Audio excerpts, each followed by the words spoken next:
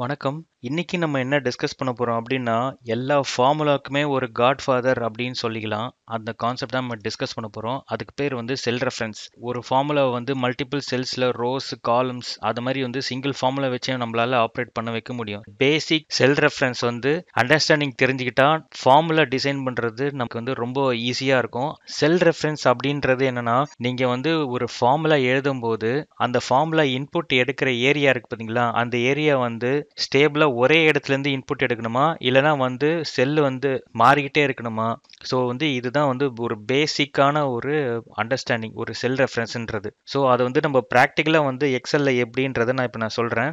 இப்போ A1 B1 அப்படின்ற ரெண்டு செல் இருக்கு. ஸோ இந்த ரெண்டு செல்ல நீங்க காமனா ஒரு ரொம்ப ரொம்ப சிம்பிள் ஃபார்முலா எழுதுன்னு வச்சுக்கோங்களேன். Equal to A1 plus B1 அப்படின்னு சொல்லிட்டு கண்ட்ரோல் என்டர் அப்படின்னு கொடுக்குறேன். ஸோ இந்த நீங்க ஃபார்முலா பாரை நீங்க நல்லா வாட்ச் பண்ணீங்கன்னா தெரியும். A1 B1. ஸோ வந்து நீங்க வந்து நெக்ஸ்ட் செல்லுக்கு வந்து இதே ஃபார்முலா நீங்க யூஸ் பண்றீங்கன்னா ஜஸ்ட் F2 கொடுத்தீங்கன்னு வச்சுங்களேன். ஸோ உங்களோட ரெஃபரன்ஸ் வந்து நீங்க டிசைன் பண்ணும்போது A1 B1 இருக்குது. ஸோ நீங்க அந்த ஃபார்முலா காப்பி பண்ணிட்டீங்கன்னா A2 B2 ஆட்டோமேட்டிக் கன்வெர்ட் ஆகுது பாத்தீங்களா.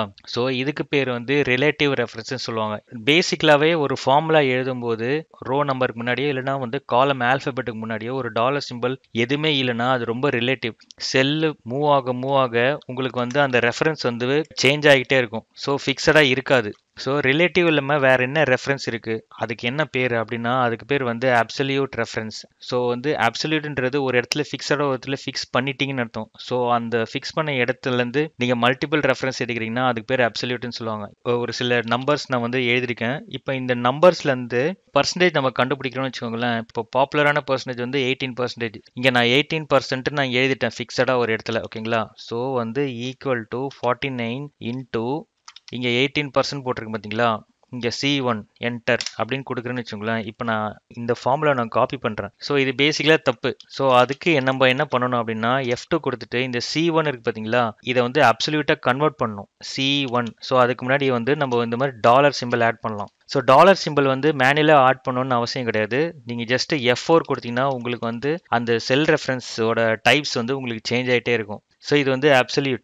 ரேண்டமாக ஒரு இடத்துல செலக்ட் பண்ணி ஜஸ்ட் F2 கொடுக்குறேன். இப்போ நல்லா பார்த்தீங்கன்னா உங்களுக்கு வந்து ப்ராப்பராக வந்து A9 மல்டிப்ளைட் பை C1 வருது பார்த்தீங்களா, இதுதான் வந்து ஒரு அப்சல்யூட் ரெஃபரன்ஸ் வந்து யூஸ் பண்ணுறதுக்கு. ஸோ இந்த சினாரியோவில் நம்மளோட அப்ஜெக்டிவ் என்னன்னா, நம்ம மல்டிப்ளிகேஷன் பண்ணுறோம்னு வச்சுக்கோங்களேன். இப்போ 1 to 5 மல்டிப்ளிகேஷன்ஸ் இருக்குன்னு வச்சுக்கோங்களேன். இப்போ 1 into 1 1 into 2 1 into 3 அப்படின்னு நம்ம இந்த ரோ சைடு நம்ம வந்து ரைட் சைடில் மூவ் ஆகணும். அதே நேரத்தில் நீங்கள் வந்து டவுனில் வரீங்கன்னு வச்சுக்கோங்களேன். இப்போ 2 into 1 2 into 2 2 into 3 அது மாதிரி வரணும். ஸோ அதுக்கே நம்ம என்ன பண்ணணும் அப்படின்னா equal to 1 multiplied by 1 enter கொடுக்குறேன். ஸோ இந்த டேபிளை நம்ம மல்டிப்ளை பண்ண வேண்டியது எப்படின்னா, இந்த ஒரு செல் நம்ம வந்து கேல்குலேட் பண்ணுறோம்னா ரைட் சைடு ஒரு செல்லாக மூவ் ஆகும்போது உங்களுக்கு வந்து காலம் வந்து ஃபிக்ஸடாக இருக்கணும், ரோஸ் வந்து ரிலேட்டிவாக இருக்கணும். அதே மாதிரி நீங்கள் கீழே இறங்குறீங்க அப்படின்னா உங்களுக்கு வந்து காலம் வந்து ரிலேட்டிவாக இருக்கணும், ரோஸ் வந்து உங்களுக்கு வந்து அப்சல்யூட்டாக இருக்கணும். ஸோ இந்த சினரியில் B2ன்றது இந்த இந்த பர்டிகுலர் செல் ரெஃபரன்ஸ் வந்து G வரைக்கும் இது காமன். அதனால வந்து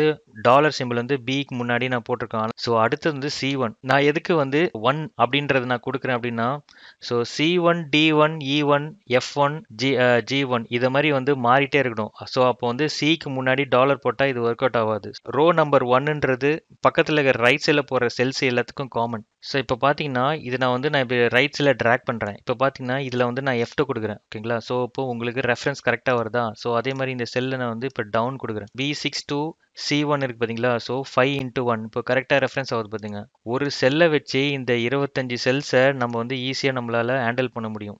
ரேண்டமாக நான் F2 கொடுத்து பார்த்தீங்கன்னா உங்களுக்கு தெரியும் இந்த ரெஃபரன்ஸ் வந்து கரெக்டாக வந்து ட்ராக் ஆகுது பார்த்தீங்களா. ஸோ இதுதான் வந்து இந்த செல் ரெஃபரன்ஸோட பேசிக் அண்டர்ஸ்டாண்டிங். ஸோ இது வந்து நல்லா ப்ராக்டிஸ் பண்ணீங்கன்னா உங்களுக்கு வந்து காம்ப்ளிகேட்டட் ஃபார்முலா டிசைன் பண்ணும்போது உங்களுக்கு வந்து ஆர்கனைஸ்டாக வந்து இந்த செல் ரெஃபரன்ஸ் வந்து ரொம்ப ஹெல்ப்ஃபுல்லாக இருக்கும். ஸோ இந்த செல் ரெஃபரன்ஸ் வீடியோ வந்து உங்களுக்கு யூஸ்ஃபுல்லாக இருக்கும்னு நினைக்கிறேன். நன்றி.